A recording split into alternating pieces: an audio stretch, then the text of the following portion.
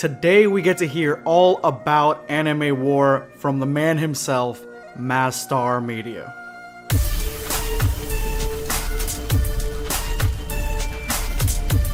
Prepare yourself, dancing. If you are new to the channel, make sure to hit that subscribe button and turn on notifications, that way you never miss a video. These are today's hashtag end of video squad winners. If you would like to join them, make sure to watch till the end of this video, then drop your comment with the hashtag end of video squad for a chance to be featured in my next video.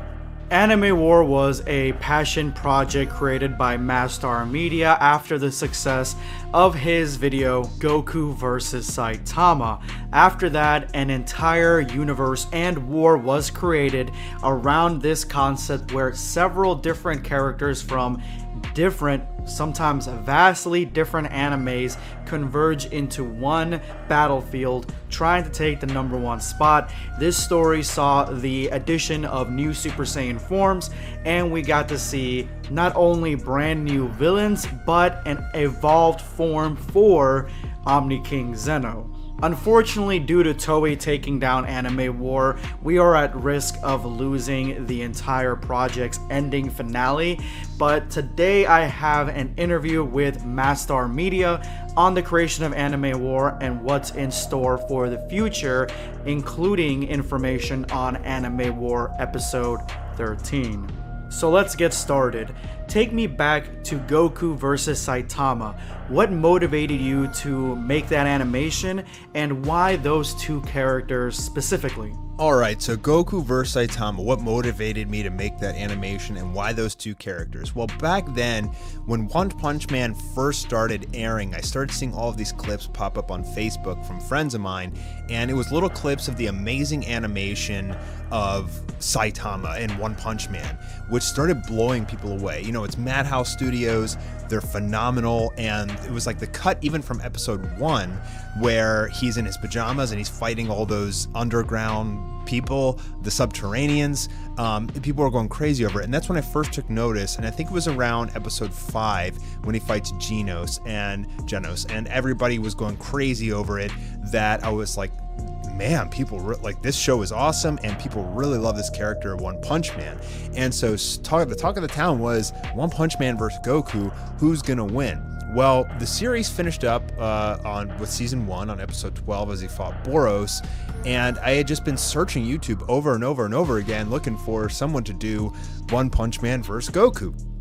And the only person to ever do it was I forget the name of the channel, but it was always like, it always turned out gay. Like, it was always like this channel always did all these like major animations, like they did Goku and Vegeta versus the Avengers and stuff, and at the end of all of their videos it always turned out to be homosexual, and it was like more of just like some sort of parody and not like real combat, like really exciting stuff. And I think fans were really disappointed in that one because they wanted to see Goku and Saitama fight, and when it got to that point they turned out to like want to, like, you know, go on a date with each other or whatever. And I was like, well, somebody, you know, should really make this fight happen. I had just been learning how to even do animation digitally at that time, and I mean, I didn't feel really comfortable to even do it, but nobody else was doing it. I waited like 2 months after their video and still searching every day, and nobody had still done it. So I was like, all right. I asked people on Facebook. I didn't have a Twitter back then, so it was just like friends and family. I was like, should I make this fight happen? And everybody was like, yeah, do it. So I spent the next 6 weeks making that first super crappy episode. It looked like complete dog doo-doo, and I released it. And after working on it for 6 weeks, I was like, man, I was so miserable working on that thing because I had a full-time job at the same time, and it was so much work. Like, I was sleeping like 2-3 hours a night so I could work and then come home and then work on that thing all night. And when I released it, I was like, you know what, if this video doesn't go viral, I'm quitting animation. And guess what? It went viral. It started off slow, and then it hit like 3,000 views one day, which was like extraordinary for me. None of my videos on my channel, I think, even broke 1,000 views at that point. And by the next day, it was at like 10,000 views, and then after like a week or two, it was at like 200,000 views. And like that's when I decided, okay, I'm gonna make a part 2. And I just went on from there. AnimeWar was spawned from that animation. How did you come up with the concept of AnimeWar, and how did you come up with the name? So I ended Goku vs Saitama on a cliffhanger, and I didn't want to really do AnimeWar. I think at that point it was really just like a fantasy in my head. I had all these like, dreams and kind of like storyboarding in my head of like how the story would go, but I was thinking it would be too hard, if not impossible, to ever even create AnimeWar. And I think the name AnimeWar was suggested by someone on my Facebook page. I don't remember who it was. It was such a long time ago. But I think I did like a poll or something, or I made a question like, what do you think season 2 should be called? It's going to involve a lot of other anime characters, and I believe someone said it should be called AnimeWar. Pretty sure that's how it came up with the name. And so that's how it started. The evil gods are the main antagonist of AnimeWar. What influenced you to create those characters? Why were there so many villains? So if you saw in Goku vs Saitama Part 5, I introduced Black Goku, because that's what we called him back then. And I wanted, we didn't know anything about Black Goku by then. The only thing we knew about him is that he had a Potara earring, just like the Kais did. So I thought maybe he's a Mai Kaioshin. So there was a lot of fan theory about the Mai Kaioshin, the evil Kais and things like that. And I thought of the story that basically the Mai Kaioshin had basically created him as part of their own agenda. And they wanted him to go fuse with Goku so that they could overtake the Omni King, who had banished them to the 13th universe. Why was there so many villains? I thought 5 was a good number. The way that I came up with them was basically I just Googled Mai Kaioshin, and I just started Googling it and looking through, and I found on DeviantArt there was a guy who drew all these concepts of Mai Kaioshin, and I asked him for his permission. He gave it to me, and so 3 of the evil gods were his designs from a guy named Cheetah King on DeviantArt, and then Demigra obviously is an original, side character of the Dragon Ball universe, and then Zurama I pretty much came up with myself. Yeah, he kind of looks like Omega Shenron, but he's got some different features as well. But yeah, I mean, it was pretty much borrowed from someone else, same way as Archon. So like I didn't create the design for Archon either. Just kind of looking through fan art on DeviantArt, I spotted a design and I was like, holy crap, it looks amazing. Asked for permission, got it, and used that as the design. Dragon Ball characters are vastly more powerful than most other anime characters. How did you balance the rest of the anime characters to fight Goku level threat villains? What are your thoughts on power scaling, and is it used in AnimeWar? Besides Soren, who's my own OC, none of the other anime characters really did any damage to the evil gods. I tried to keep the power scaling in that sense that Dragon Ball villains are just way too damn powerful for the likes of Naruto and Luffy and Ichigo. But leading into the final episode, which I'm getting ready to release at the time of this recording, you're going to see why I have always said that those characters are going to play an integral role in the conclusion of AnimeWar. So there hasn't really been too much good power scaling. They haven't really done that much, with the exception of episode 7, where they were able to fight the illusions, the creations of Demigra, as he used his spell to kind of like make these recreations of some old villains from various anime, and they got to fight back a little bit, like Sasuke versus Aizen, Naruto versus Kaido, Luffy versus Boros, and things like that. But for the most part, they really haven't done much at all. It's mainly been a Dragon Ball level fight. The only person who's really, to be honest, done something is Soren and Saitama. Saitama was able to almost kill one of the evil gods, and Soren was able to remove dark siphoning. But for the most part, most AnimeWar has simply just been a losing battle on all sides. Every Dragon Ball series has a new Saiyan transformation, and AnimeWar is no different. What is Omni Super Saiyan, and how did you come up with that design?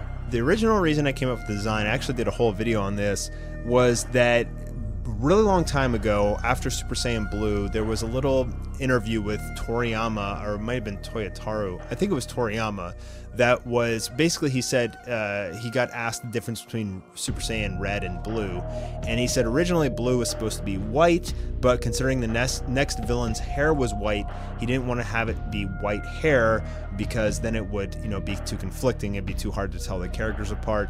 So there was this rumor and myth going around that the next transformation was going to have white hair.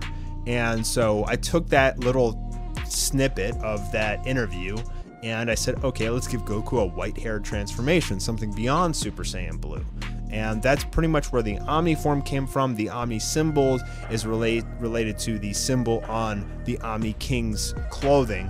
That is actually, you know, in Dragon Ball Super. That's a fan-made concept, but there's this symbol on the Omni King's clothing, and I was like, oh, we should make that like the Omni symbol and give it some story, and that's pretty much where it came from. The Hand of God, Xeno's attendants being extensions of himself. This is one of the most interesting ideas in AnimeWar. What are your thoughts behind this idea? The thing about that is, like, why would God need guards? Like, there's really no reason for him to have guards. So I thought, why would God need guards unless Zeno has like some sort of weakness, which wouldn't really make any sense because he's the almighty, omnipotent God. What if that was kind of just like a show thing? It was kind of like a distraction just in case some sort of threat did ever come through. You know, he would have some sort of defense mechanism to protect himself, and thus he makes extensions of himself to appear as guards, but it's all really him himself. So an omnipotent being should be able to do anything, and having those guards kind of like symbolizes his might, but it doesn't really add much value besides making him look more terrifying and more pristine, more king. AnimeWar Episode 13. How will the story end? Will the other anime characters have a hand in Archon's defeat?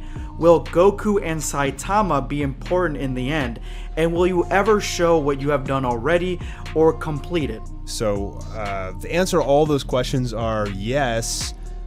Except for how will it end, you'll have to see when I release the video. What is one piece of advice you have for any aspiring animator or content creator? Don't ever do a series. Like, if you want to do a fan animation, fine. Understand that it's probably going to get taken down at some point if it's good enough. So the thing is, like, the better the art, if it resembles enough of the actual show, there's a good chance that some intern or third-party company that doesn't even watch the show will stumble upon it and will think it's actually the show, and then so they'll copyright strike or block it. So if you're gonna do it, make it a parody and make it a single of. Like, look at SSJ9 Carter, for example.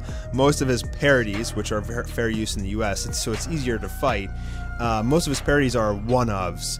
And so people aren't usually asking for continuations of that. The issue that I've encountered, and I've told this to the guys of Dragon Ball Deliverance, like, don't do a series on YouTube, because what happens is once you start a series, that's all people want. And then all they do is just bug you about the next one and the next one and the next one. And the reason why that's an issue is because they don't want to watch any of your other videos. They don't give it a chance, and they actually get like really upset if you're releasing anything but the next episode of the series. So my suggestion is give yourself the freedom and the space to be able to do whatever you want and not just be glued to this series that you've created a fan base for. Which, you know, it sounds nice in theory to have that fan base, but at the end of the day, it's going to lock you into something that if you don't want to do it anymore, a lot of your viewers aren't going to really let you pull away from it. They're going to say, no, you got us invested in this. Now, by God, you're going to finish it. And so it kind of puts you between a rock and a hard place. And my suggestion to animators is be free, do things that give you freedom. And probably the most important thing is, if you want to get some spotlight by doing a fan animation, that's okay. But it's more important to invest all your time and energy into an original concept. And that's probably what I would have done if I could restart, was maybe after the first Goku vs Saitama part that I ever did, I would have started working on Demon Rush all the way back then. And all these episodes, these last 4 years, would have been Demon Rush content instead of AnimeWar. Yeah, my channel might have been a lot smaller, but I would have had a huge database of original content that I could even sell, you know? Like, I can't sell AnimeWar. I just give it out for free. And if you want to create something to get known and get rich and, you know, turn into something special in life, you have to create an original product, which I haven't done over the last 4 years. So my main piece of advice is create your own concept and work really hard and spread the word and build relationships with other YouTubers and people that will share it and review it. Reviews and reactions are great. You should always promote people and ask people to do those things. I think that's the best advice that I can give. I want to thank you for being on the channel, and I appreciate your time. Thanks for having me, BlackScape. Appreciate you reaching out to me and asking me some questions. I mean, I love to talk about AnimeWar. I'm really happy that so many people over the years have loved this thing so much. I mean, it honestly turned into something that I never could even imagine how big it would actually get. And I really appreciate that you took the time to ask me those questions. And good luck with your channel, man. I see you're doing great. Hope your family's great. And I'll talk to you soon on Twitter, man. Take it easy. There you have it, guys. The GOAT himself, MaSTAR Media, gave us his insight, his thoughts on AnimeWar. I hope you guys enjoyed the interview, and if you made it to this point in the video, you are now part of the hashtag End of Video Squad. Thank you guys so much for all your support. Make sure to drop that comment with that hashtag for a chance to be featured in my next video. Today, I'm going to be responding to J Zindin Z. Whoever reads this, I hope you have a great day. I'm reading it. You guys are all reading it. We're all gonna have a great day. Thank you, J Zidney Z. This is going to be BlackScape signing off. Take care, guys.